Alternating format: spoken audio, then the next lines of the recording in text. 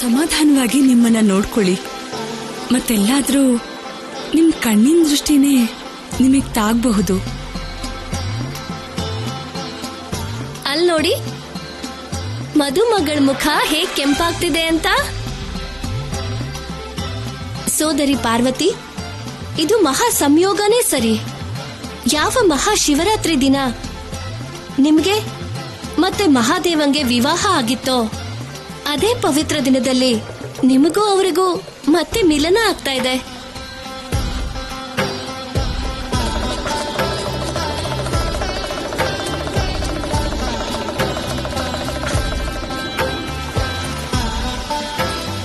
ಕೇವಲ ನನಗಷ್ಟೇ ಅಲ್ಲ, ನಿಮ್ಮ ಪತಿಯರೊಂದಿಗೆ ನಿಮ್ಮಿಬ್ಬರ ಮಿಲನ ಕೂಡ ಆಗುತ್ತೆ.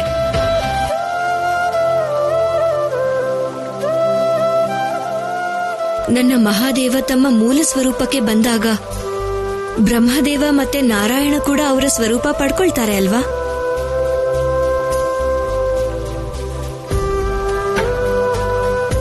ಆಗ ನಮ್ಮ 3 ತ್ರಿದೇವಿಯರ ಮಿಲನ ಆಗುತ್ತೆ, ನಮ್ಮ ಪ್ರಿಯರ ಜೊತೆಗೆ. ಕೊನೆಗೂ ಇವತ್ತು ನಾವು ಪರಿಪೂರ್ಣ ಆಗೋ ಸಮಯ ಬಂದೇ ಬಿಡ್ತು. ಹೌದು, ಇವತ್ತು ಎಷ್ಟೋ ಕಾಲ ಆದ್ಮೇಲೆ ಎಲ್ಲ ಸರಿ ಹೋಗ್ತಾ ಇದೆ. ಬ್ರಹ್ಮಲೋಕ, ವೈಕುಂಠ ಲೋಕ ಮತ್ತೆ ಕೈಲಾಸ, 3 ಲೋಕದ ಬೆಳಕು ಮತ್ತೆ ಕಾಂತಿ ಮತ್ತೆ ನಮಗೆ ಸಿಗ್ತಾ ಇದೆ.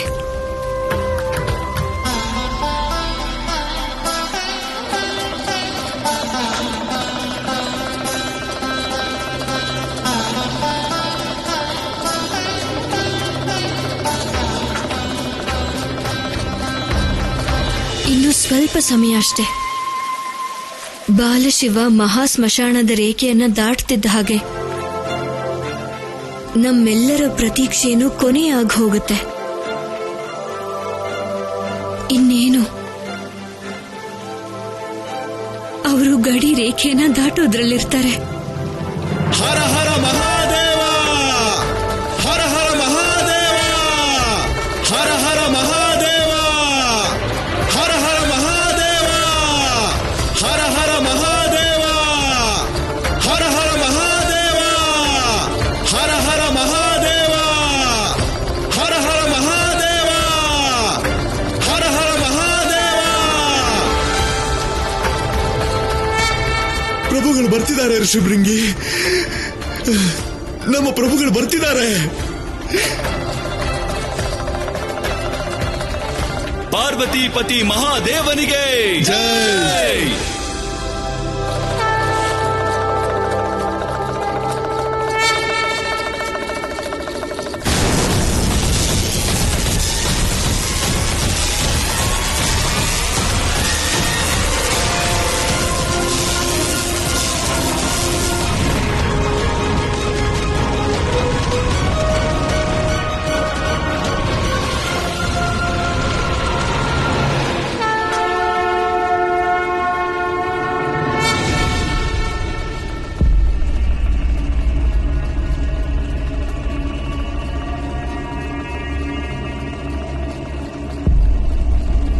ಪ್ರಭು,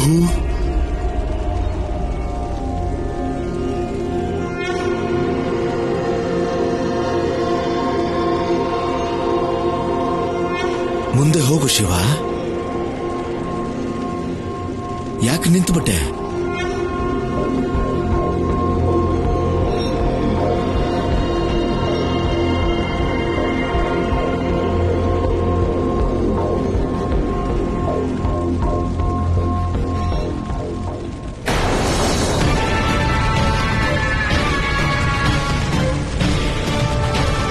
ಈ ಅಗ್ನಿಯಲ್ಲಿ ನಾನಿನ್ನ ಸುಡ್ತೀನಿ. ಇದೇ ಅಗ್ನಿಯಿಂದ ಆ ಬಾಲಶಿವನ ಸುಟ್ಟು ಹೋಗ್ತಾನೆ. ಅದಾದ್ಮೇಲೆ ಇಲ್ಲಿಗೆ ಓಡೋಡಿ ಬರ್ತಾನೆ, ನಾನ್ ಹಾಕಿರೋ ಬಲೆಗೆ ಬೀಳೋದಕ್ಕೆ.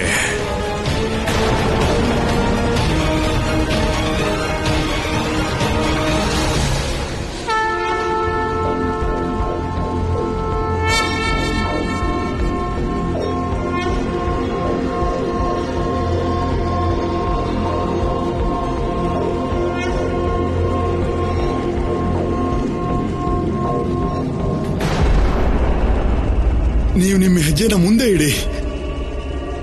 ಸೀಮಾ ರೇಖೆ ದಾಟಿ ಬನ್ನಿ ಪ್ರಭು.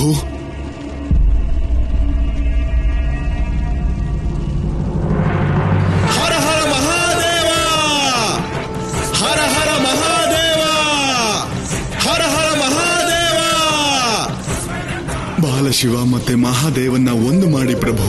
ಹರ ಹರ ಮಹಾದೇವ, ಹರ ಹರ ಮಹಾದೇವ. ಈ ಜಗತ್ತಿಗೆ ನಿಮ್ಮ ಸ್ವರೂಪನ ತೋರಿಸಿ ಪ್ರಭು. ಅನಾದಿ ಅನಂತ ಶಾಶ್ವತ ದೇವಾದಿದೇವ ಮಹಾದೇವ, ರೇಖೆನ ದಾಟಿ ಬನ್ನಿ ಪ್ರಭು.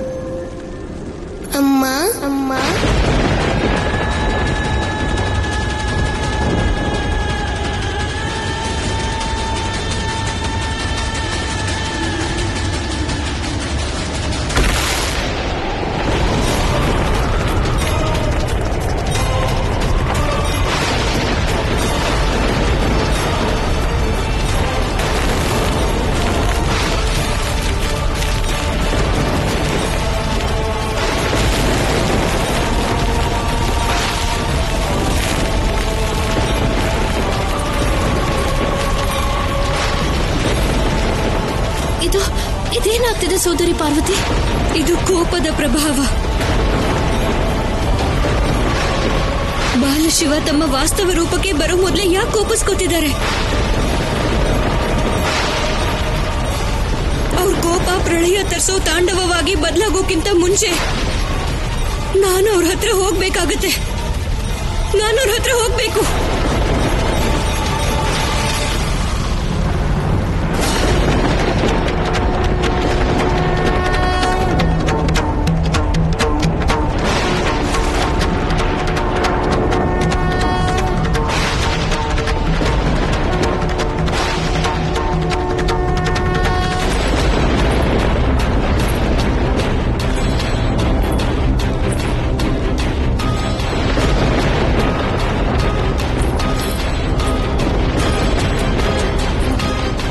ಏನಾಯ್ತು ಶಿವ? ಇದ್ದಕ್ಕಿದ್ದ ಹಾಗೆ ಸೀಮಾ ರೇಖೆ ಹತ್ರ ಯಾಕೆ ನಿಂತುಬಿಟ್ಟೆ?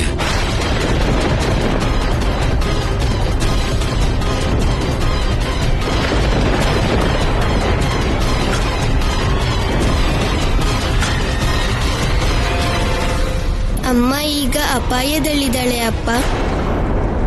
ನಾನು ಹೋಗ್ಲೇಬೇಕು.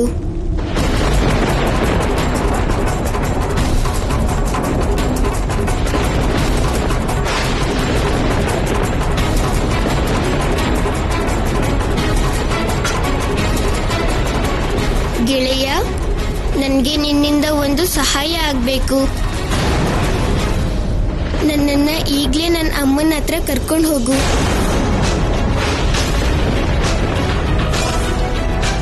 ಖಂಡಿತ ಕರ್ಕೊಂಡು ಹೋಗ್ತೀನಿ ಪ್ರಭು. ಹಾಗಾದ್ರೆ ತಡ ಮಾಡದೆ ನನ್ನ ಜೊತೆ ಬಾ. ಪ್ರಭು, ಒಂದು ಸಲ ಮಹಾಸ್ಮಶಾನದ ಈ ಸೀಮಾ ರೇಖೆನ ದಾಟಿ ಬನ್ನಿ ಪ್ರಭು. ಆಮೇಲೆ ನಾವೆಲ್ಲ ನಿಮ್ ಜೊತೆ ಬರ್ತೀವಿ ಪ್ರಭು.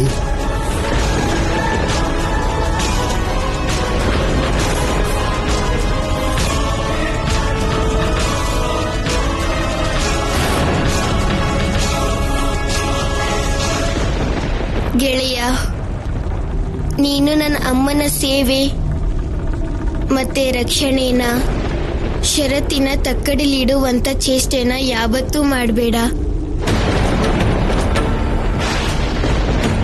ಹೋಗೋಕಿಷ್ಟ ಇದ್ರೆ ಮಾತ್ರ ನೀವು ಬರ್ಬೋದು.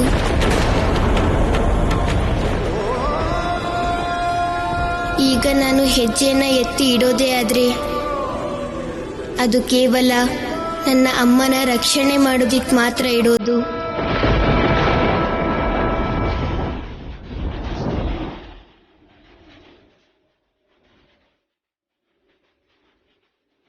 ಅಮ್ಮನ ಹತ್ರ ನಾನು ಒಬ್ನೇ ಹೋಗ್ತೀನಿ.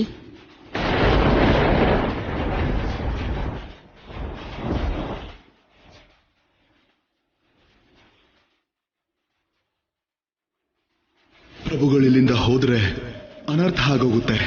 ಅವ್ರನ್ನ ಹೇಗಾದ್ರೂ ತಡಿಲೇಬೇಕು. ಹಾಗೆ ಹೇಳ್ಬೇಡಿ ಪ್ರಭು. ಪ್ರಭು ನಿಂತ್ಕೊಳ್ಳಿ ಪ್ರಭು. ನೀವು ಮಹಾ ಸ್ಮಶಾನದ ಸೀಮಾರೇಖೆನ ದಾಟದೆ ಹೋಗ್ಬಾರ್ದು. ಒಂದು ಸಾರಿ ನೀವು ನಿಮ್ ಹೆಜ್ಜೆನ ಎತ್ತಿಟ್ಟು ಮಹಾ ಸ್ಮಶಾನದ ಸೀಮಾರೇಖೆನ ದಾಟಿ ಪ್ರಭು. ಆಮೇಲೆ ನಾವೆಲ್ಲ ಬರ್ತೀವಿ. ಮಾತೆಯ ರಕ್ಷಣೆಗೆ ನಾವೆಲ್ಲ ಬರ್ತೀವಿ ಪ್ರಭು. ನೀನು ನನ್ನ ಗೆಳೆಯ ಆಗಿದ್ರಿಂದ ನಾನು ನಿನ್ಗೆ ಪ್ರೀತಿಯಿಂದ ಹೇಳ್ತಾ ಇದ್ದೀನಿ. ನನ್ನನ್ನ ತಡಿದೆ ಹೋಗೋದಿಕ್ ಬಿಡಿ. ನನ್ಗೆ ಈಗ ದಾರಿ ಬಿಡಿ. ನನ್ನಮ್ಮ ಅಪಾಯದಲ್ಲಿದ್ದಾಳೆ. ಇಲ್ಲ ಪ್ರಭು, ನಾನ್ ನಿಮ್ ದಾರಿಯಿಂದ ದೂರ ಹೋಗೋದಿಲ್ಲ ಪ್ರಭು. ಒಂದು ಸಾರಿ ಪ್ರಭು, ಒಂದು ಸಾರಿ ಮಹಾ ಸ್ಮಶಾನದ ಸೀಮಾರೇಖೆನ ದಾಟಿ ಬನ್ನಿ ಪ್ರಭು. ಆಮೇಲೆ ನಾವೆಲ್ಲ ಹೋಗೋಣ ಪ್ರಭು. ದಾರಿ ಬಿಡು, ದಾರಿ ಬಿಡು.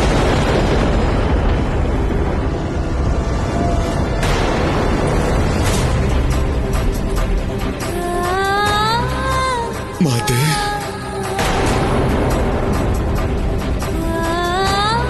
ಈ ಕೂಡ್ಲೆ ಅವ್ರಿಗೆ ದಾರಿ ಬಿಡು. ಹಾಗೆ ಅವ್ರ ಜೊತೆನಲ್ಲೇ ಹೋಗು. ಆದರೆ ಮಾತೆ, ವಾದ ಮಾಡಬೇಡ ನಂದಿ. ಹೋಗು, ಇದು ನನ್ನ ಆದೇಶ.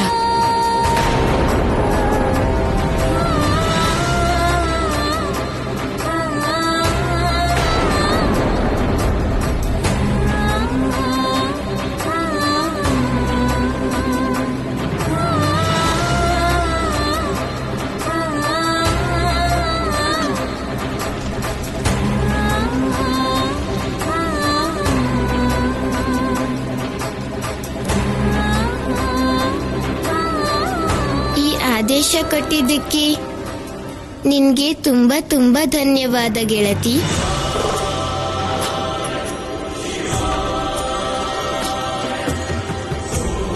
ನಿನ್ನಂತ ಸಂವೇದನಶೀಲ ಗೆಳತಿನ ಪಡೆದು ನಾನು ಧನ್ಯನಾದೆ ಗೆಳತಿ.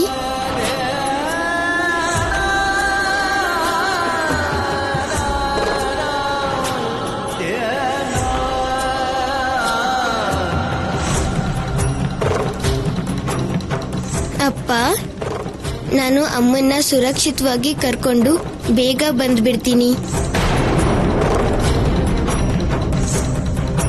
ನನ್ಗೆ ಆಶೀರ್ವಾದ ಮಾಡಿ.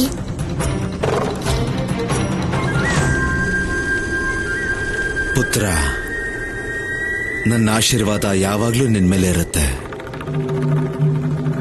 ಆದ್ರೆ ಮಹಾದೇವನಿಗೆ ಯಾರ ಆಶೀರ್ವಾದದ ಅಗತ್ಯನೂ ಇಲ್ಲ.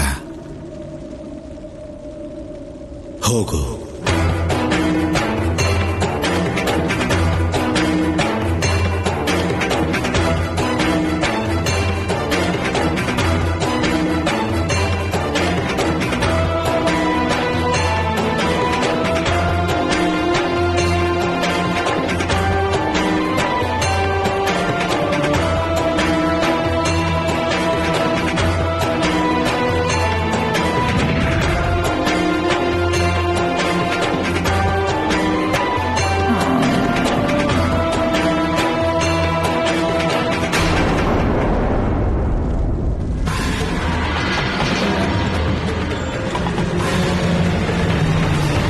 ಸತಿ ಅನಸೂಯ, ಈಗಾಗ್ಲೇ ನೀನು ಬೆಂಕಿಲಿ ಉರಿತಿರೋ ಅನುಭವ ನಿನ್ನ ಮಗ ಬಾಲಶಿವನ್ಗೆ ಆಗಿರ್ಲೇಬೇಕು.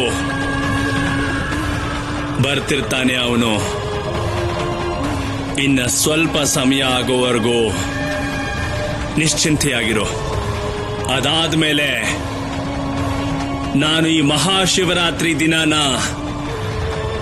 ಬಾಲಶಿವನ ಅಂತಿಮ ರಾತ್ರಿಯಾಗಿ ಮಾಡ್ಬಿಡ್ತೀನಿ. ಅಂತಿಮ ರಾತ್ರಿ.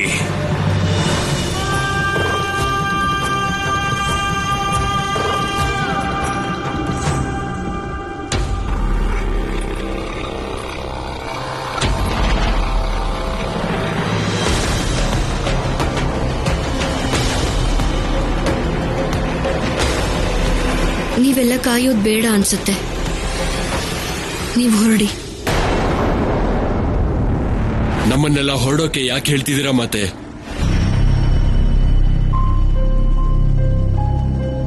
ಯಾಕಂದ್ರೆ ನಿಮ್ಮ ಮಹಾದೇವ ಹೊರಟಾಯ್ತು.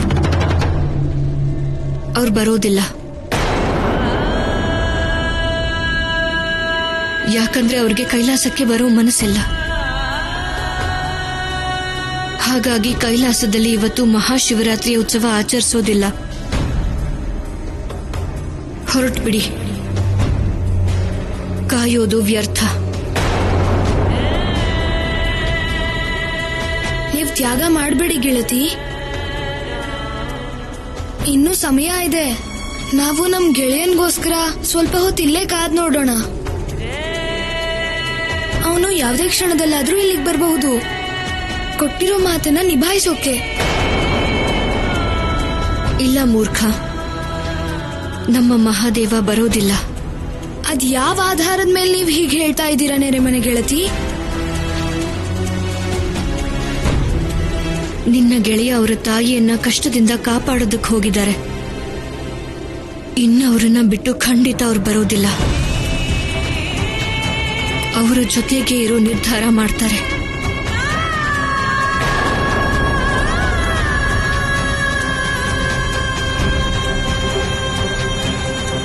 ಹಾಗಾಗಿ ನಿಮ್ಮನ್ನೆಲ್ಲ ಬೇಡ್ಕೊಳ್ತಾ ಇದ್ದೀನಿ.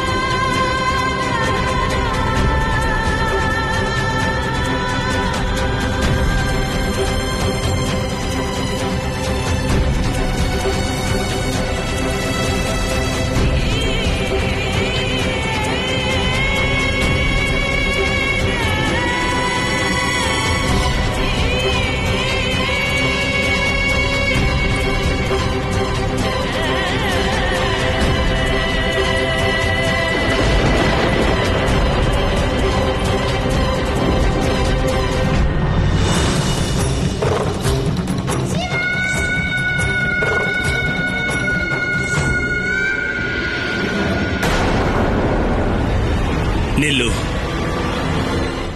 ಸ್ವಲ್ಪ ಬೆಂಕಿ ಹೆಚ್ಚಿಸ್ತೀನಿ.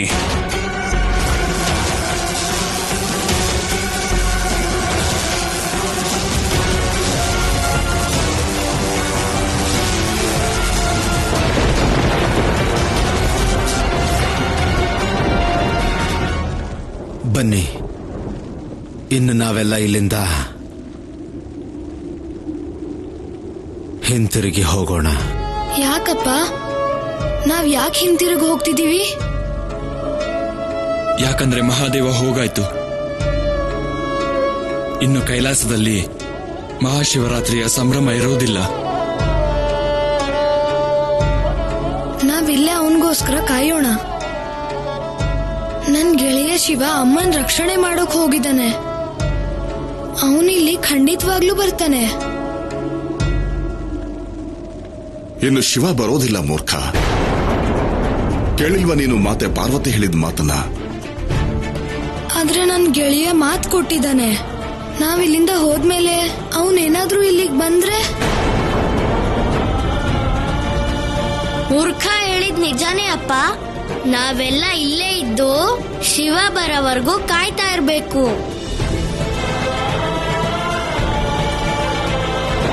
ಹಾಗಾದ್ರೆ ಅಪ್ಪ, ಮಹಾಶಿವರಾತ್ರಿ ವ್ಯರ್ಥ ಆಗ್ಬಿಡುತ್ತಾ? ಇಲ್ಲ ಪುತ್ರ, ನಾವು ಶಿವ ಇಲ್ದಿದ್ರೂ ಕೂಡ ಮಹಾಶಿವರಾತ್ರಿಯಾದ ಈ ಪವಿತ್ರ ದಿನಾನ ವ್ಯರ್ಥ ಆಗೋದಕ್ಕೆ ಬಿಡಬಾರ್ದು.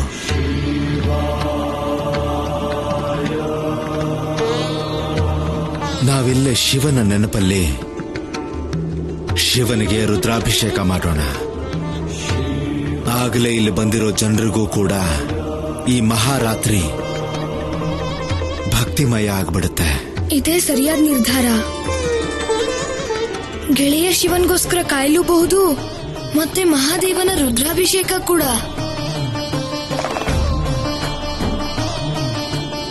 ಮಹರ್ಷಿ ಭೃಗು, ಆರಂಭ ಆಗ್ಲಿ ರುದ್ರಾಭಿಷೇಕದ ಸಿದ್ಧತೆ.